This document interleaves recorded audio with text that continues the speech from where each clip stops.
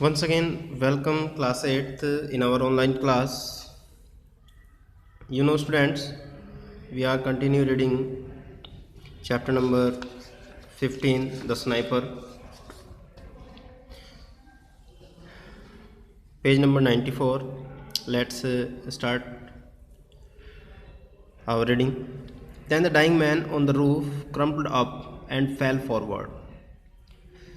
जैसा कि आप जानते हो कि अभी तक की जो स्टोरी थी उस स्टोरी में ये जो स्नाइपर था इसने एक योजना बनाई थी और उस योजना में काफ़ी कामयाब भी हो गया था। जो उसका दुश्मन था, दुश्मन सैनिक सामने वाली छत पर उसके सामने आ गया था और अपने रिवॉल्वर से उसने उसको शूट कर दिया था।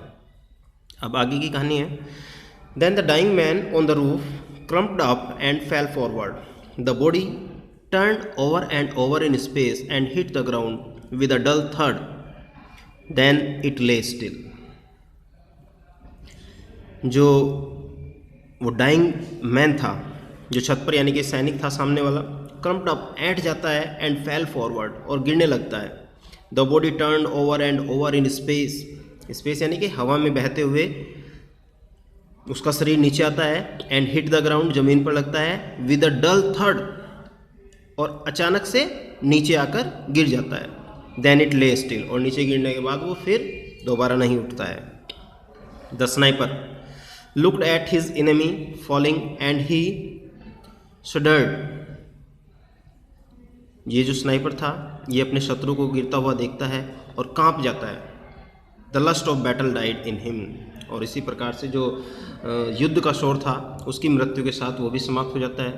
He became bitten by remorse.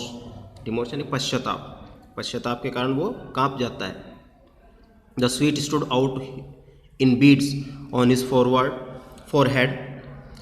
उसके सिर से उसके माथे तक पसीना आ जाता है। weakened by his wound and the long summer day of fasting and watching on the roof.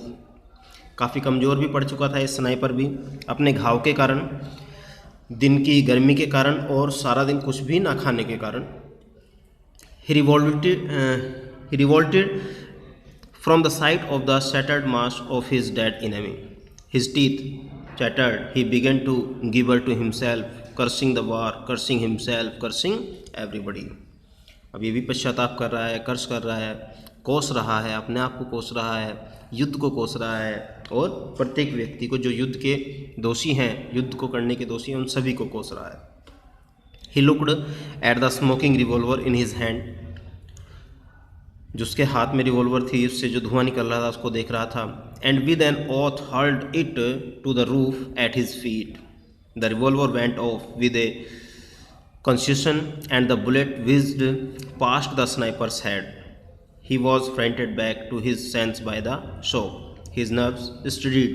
The cloud of fear scattered from his mind and he laughed. Revolver उसके हाथ से छूट जाती है, छूटकर उसके हाथ के पैरों के पास गिर जाती है।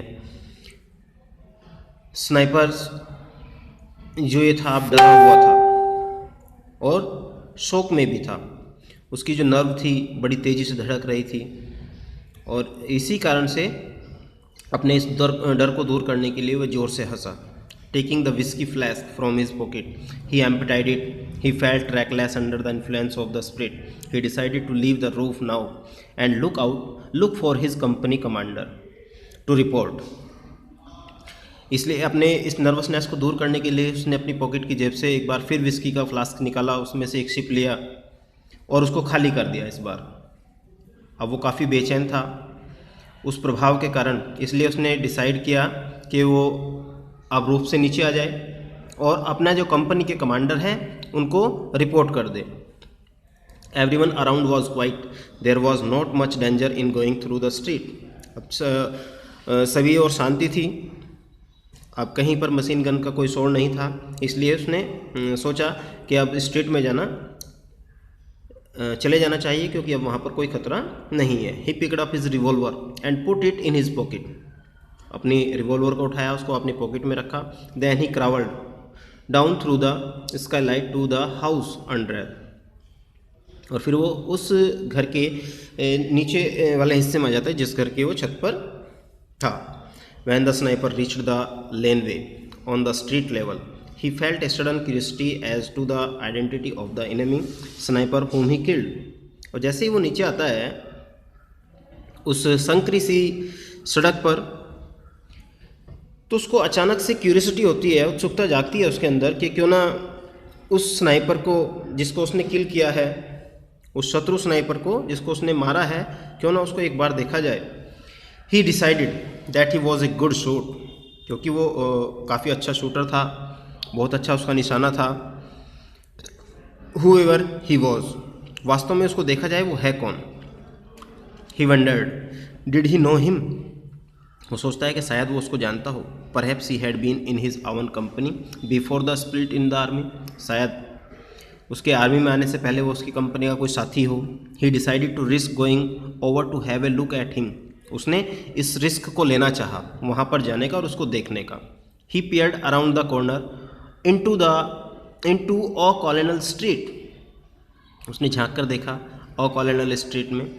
इन a upper part of the street there was heavy firing but around here all was quiet, जो इसका ऊपरी हिस्सा था वहाँ पर तो काफ़ी भयानक फायरिंग हो रही थी, लेकिन इस हिस्से में बिल्कुल शांत था जहाँ पर ये स्नाइपर मौजूद था। The sniper darted across the street, वो अपने आप को उतारता है उस गली में।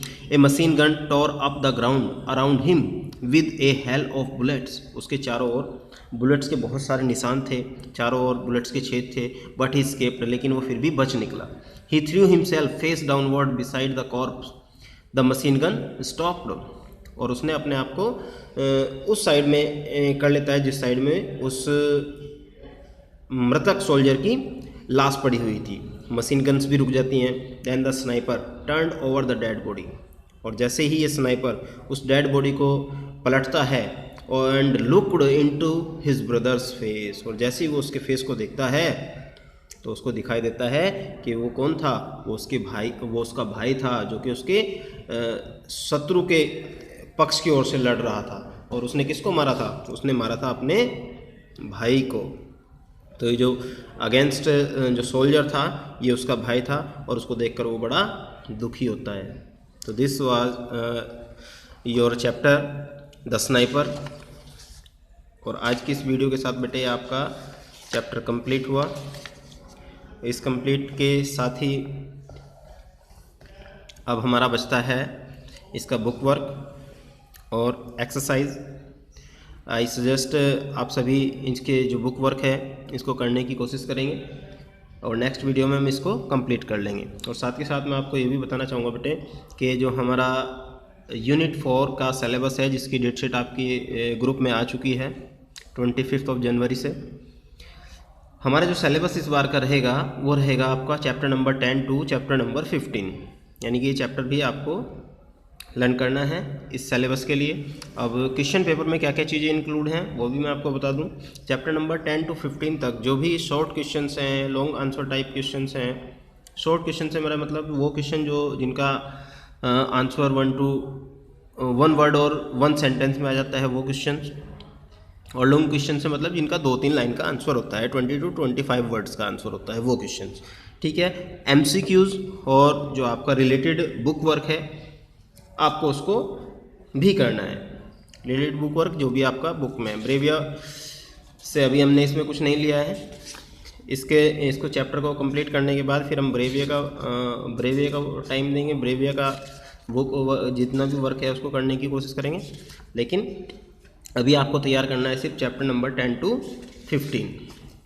अब चैप्टर नंबर 10 टू 15 में बुक आपके पास अगर है तो आप देख सकते हैं कौन कौन से चैप्टर हमारे आ रहे हैं इस बार के सिलेबस में। Chapter number 10 Florence Nightingale, the lady with the lamp, the wicked barber's plight, sympathy, the survivor, the diary of a young girl and the sniper.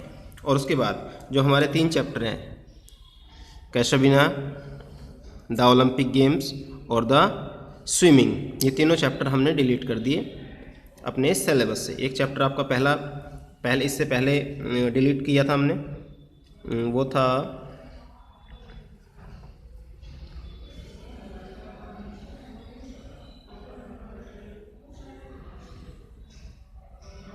जो सा भी था वो एक चैप्टर पहले हम डिलीट कर चुके, तो इस प्रकार से आपके टोटल पार्ट से 4 चैप्टर डिलीट हो चुके हैं।